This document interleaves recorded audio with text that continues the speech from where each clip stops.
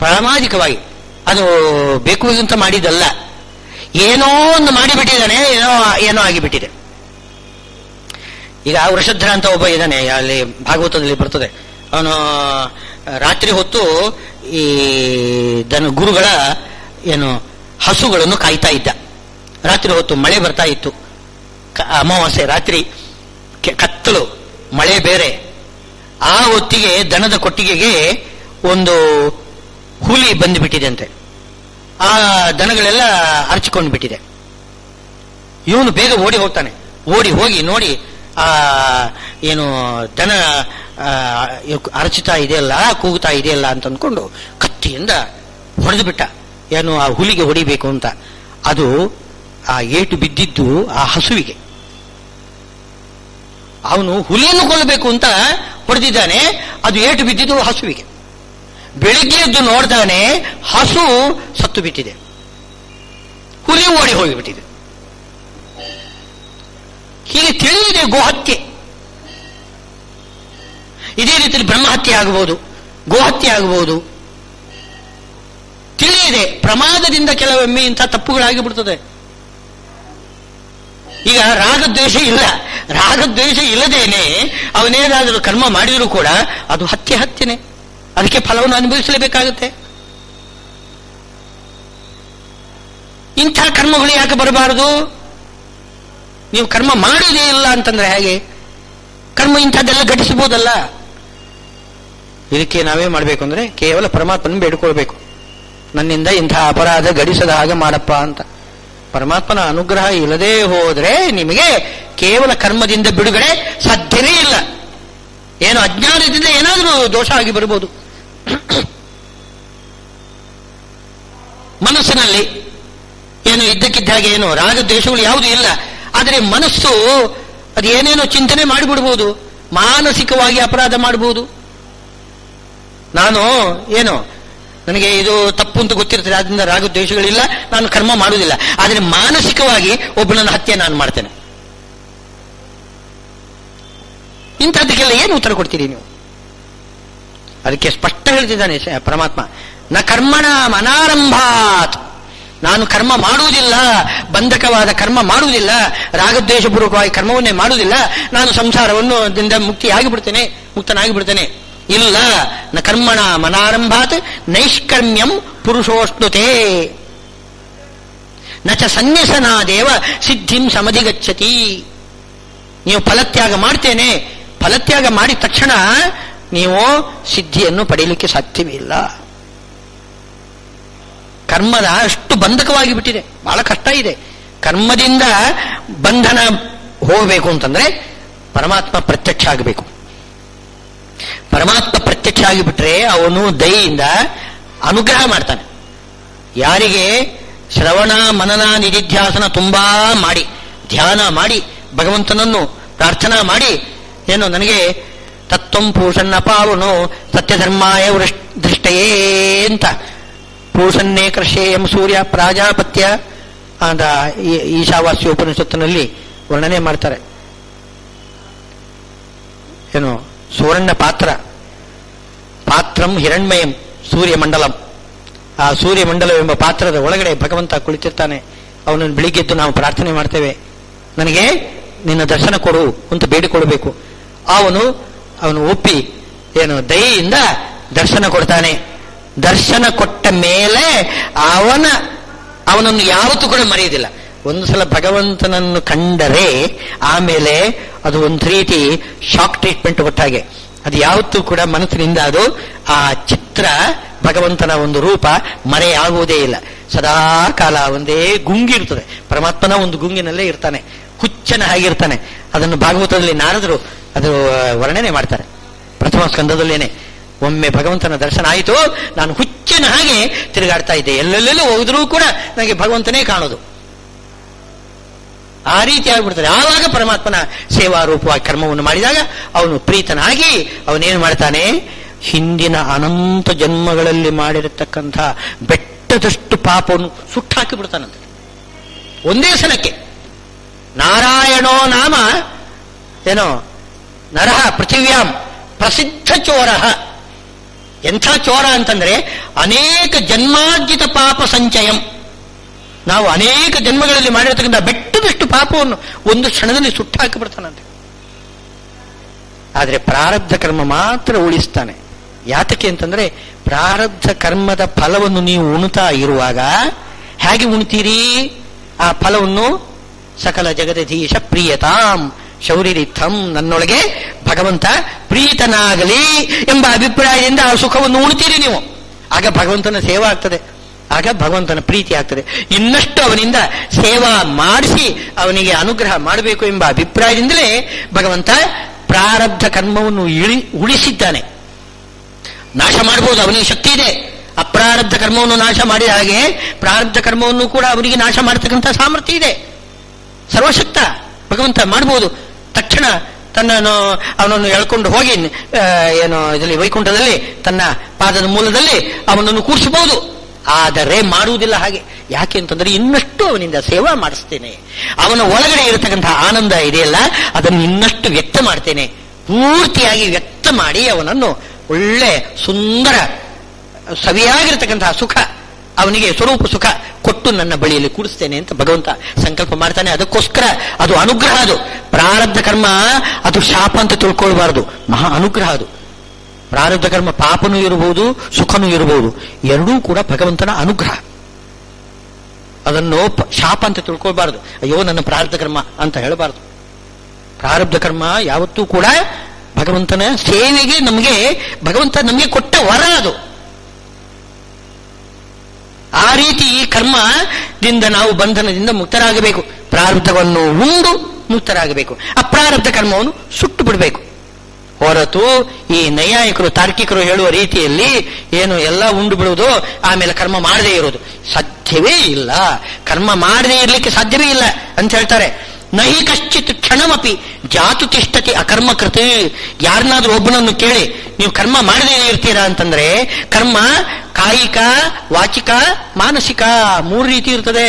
ಕಾಯಿಕ ಕರ್ಮ ನೀವು ಮಾಡದೆ ಸುಮ್ಮನೆ ಕೂತಿರಬಹುದು, ವಾಚಿಕ ನೀವು ಮೌನದಲ್ಲಿ ಇರಬಹುದು. ಆದರೆ ಮಾನಸಿಕ ನಿಮಗೆ ಕರ್ಮ ಬಿಡಲಿಕ್ಕೆ ಸಾಧ್ಯವೇ ಇಲ್ಲ. ಮನಸ್ಸು ಕೋತಿ ಹಾಗೆ ಸುತ್ತಾನೇ ಇರ್ತದೆ, ಒಂದು ಕ್ಷಣ ಸುಮ್ಮನೆ ಇರೋದಿಲ್ಲ, ಕಟ್ಟಿ ಹಾಕಲಿಕ್ಕೆ ಸಾಧ್ಯವೇ ಇಲ್ಲ ಮನಸ್ಸನ್ನು.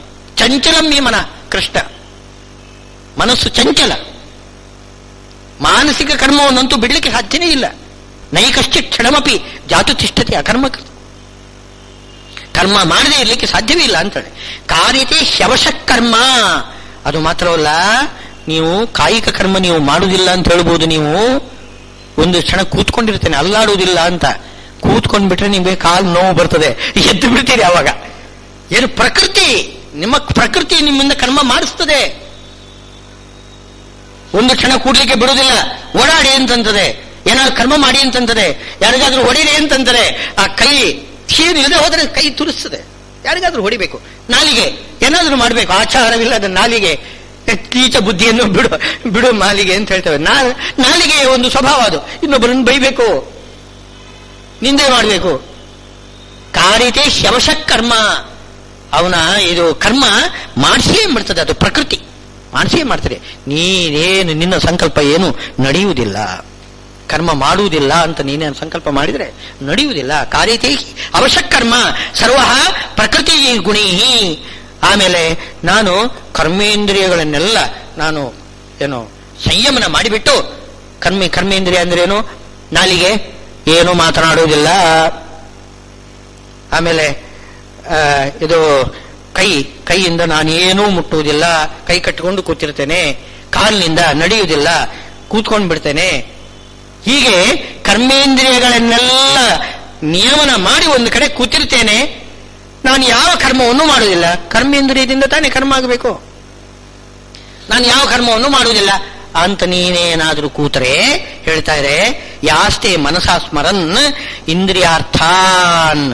ಮನಸಾಸ್ಮರನ್, ಅದು ಮನಸ್ಸಿನಿಂದ ಆಲೋಚನೆ ಮಾಡ್ತಾ ಇರೋದೇನು ಅಂತಂದ್ರೆ, ಒಳ್ಳೆಯ ರೂಪ ತಾನು ನೋಡಿದ್ದನ್ನು ಆಲೋಚನೆ ಮಾಡ್ತಾನೆ.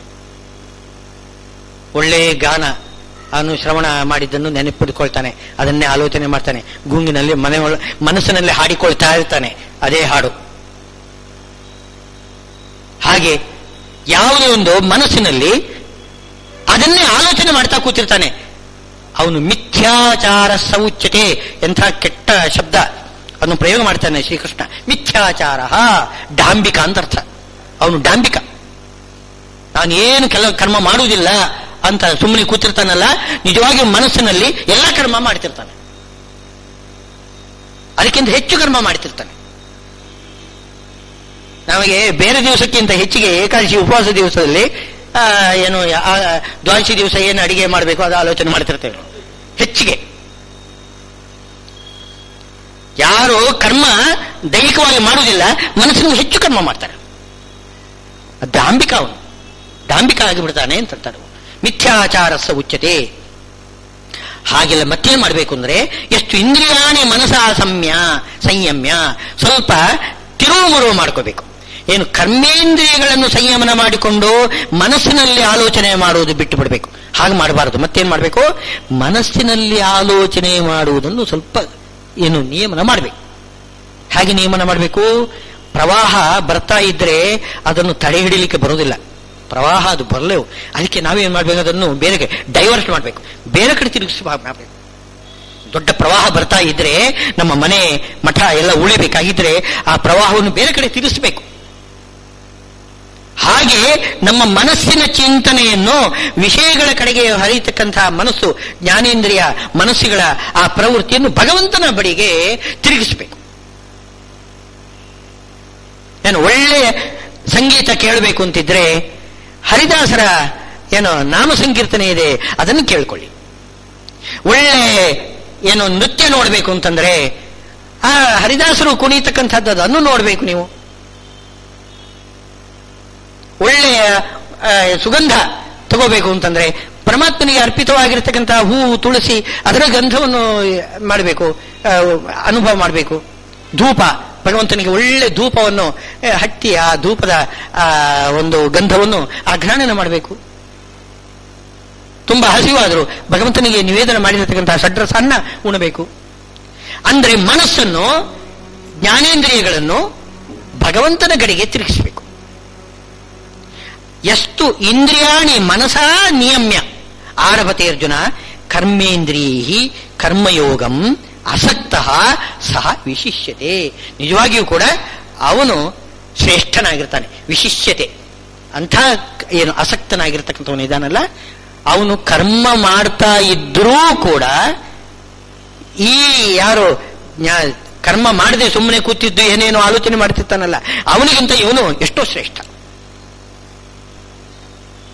ಯಾಕೆಂದ್ರೆ ಅವನು ಏನು ಮಾಡಿದರೂ ಕೂಡ ಭಗವಂತನ ಪರವಾಗಿ ಮಾಡ್ತಾನೆ. ಅದರಿಂದ ಜ್ಞಾನ ಉಂಟಾಗ್ತದೆ, ಭಗವಂತನ ಅನುಗ್ರಹ ಉಂಟಾಗ್ತದೆ. ಕರ್ಮೇಂದ್ರಿಯೈ ಏನು ಆರಭತೆ, ಎಷ್ಟು ಇಂದ್ರಿಯಾಣಿ ಮನಸಾ ನಿಯಮ್ಯ ಕರ್ಮೇಂದ್ರಿಯೈ ಆರಭತೆ. ಜ್ಞಾನೇಂದ್ರಿಯ ಮತ್ತು ಇಂದ್ರಿಯ ಮನಸ್ಸನ್ನು ಸಂಯಮನ ಮಾಡಿ ಕರ್ಮೇಂದ್ರಿಯಗಳಿಂದ ಯಾರು ಕರ್ಮಾಚರಣೆ ಮಾಡ್ತಾನೆ, ಕರ್ಮ ಮಾಡ್ತಾ ಇರತಕ್ಕಂಥವನು ಅವನು ಶ್ರೇಷ್ಠ. ಅವನಿಗೆ ನೈಷ್ಕರ್ಮ್ಯ ಏನು ಮೋಕ್ಷ ಸಿಗ್ತದೆ.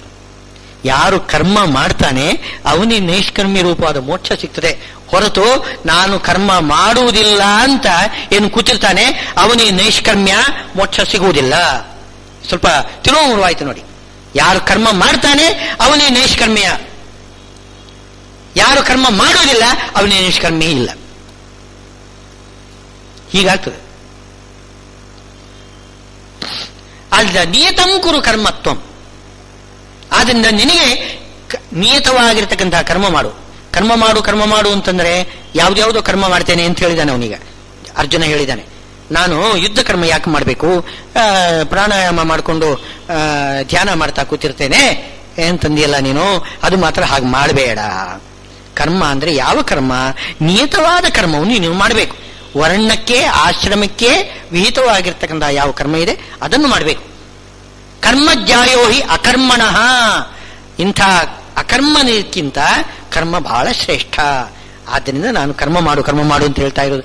ಜ್ಞಾನ ಯೋಗ ಹಿಂದೆ ಹೇಳಿದ್ದಾನೆ, ಬುದ್ಧಿಯೋಗ ಎಂಬುದು ಬಹಳ ಶ್ರೇಷ್ಠ ಹಾಗೆ ಅಂತಲ್ಲಿ ಜ್ಞಾನ ಶ್ರೇಷ್ಠ ಅಂತೇಳಿ ಹೇಳಿದ್ದೇನೆ. ಈಗ ಕರ್ಮ ಶ್ರೇಷ್ಠ ಅಂತ ಹೇಳ್ತಾ ಇದ್ದೇನೆ. ಯಾಕೆ ಕರ್ಮ ಶ್ರೇಷ್ಠ? ಈ ಕಾರಣಗಳಿಂದ.